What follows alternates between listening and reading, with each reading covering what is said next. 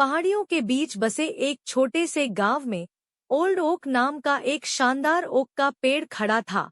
इस पेड़ की सभी लोग इसकी ऊंची ऊंचाई और फैली हुई शाखाओं के कारण प्रशंसा करते थे, जो बड़े और छोटे जीवों को छाया और आश्रय प्रदान करता था। ओल्ड ओक न केवल मजबूत और सुंदर था बल्कि बुद्धिमान भी था। एक चिलचिलाती गर्मी में भयंकर सूखे ने भूमि को जकड़ लिया। नदियां सूख गईं और फसलें खेतों में सूख गईं।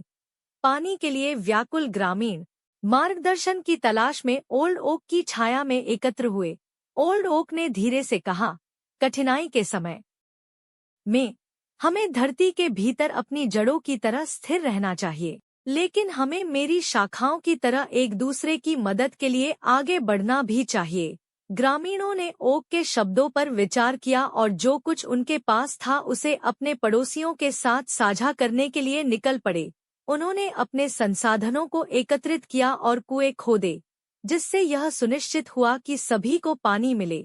उन्होंने कठिन दिनों में एक दूसरे का समर्थन किया। उनकी एकता ओक की जड़ों की तरह मजबूत हुई। महीने बीत गए और आखिरकार बारिश लौट आई, जिससे सूखी जमीन की प्यास बुझ गई। ओल्ड ओक ग्रामीणों के लचीलेपन और करुणा को देखकर गर वसे खड़ा था। वर्षों बाद एक और चुनौती सामने आई।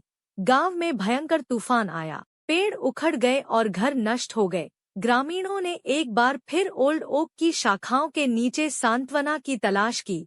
याद रखें, ओल्ड ओक ने कहा, ताकत तूफान का विरोध करने में नहीं है, बल्कि उसके साथ झुकने में है। साथ मिलकर आप किसी भी प्रतिकूल परिस्थिति का सामना कर सकते हैं।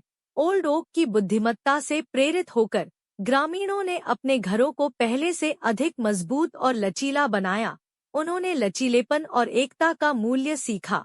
जैसे जैसे समय बीतता गया, ग्रामीण न केवल मुसीबत के समय में बल्कि खुशी के समय में शादियों, जन्म, मोह और फसल का जश्न मनाते हुए ओल्ड ओक के नीचे इकट्ठा होते रहे। कहानी का नैतिक स्पष्ट है। ओल्ड ओक की तरह सबसे मजबूत समुदाय करुणा, एकता और लचीलेपन पर बने होते हैं। कठिनाई के समय में यह दयालुता और समर्थन है जो हम एक दूसरे को दिखाते हैं, जो वास्तव में हमें परिभाषित करता है।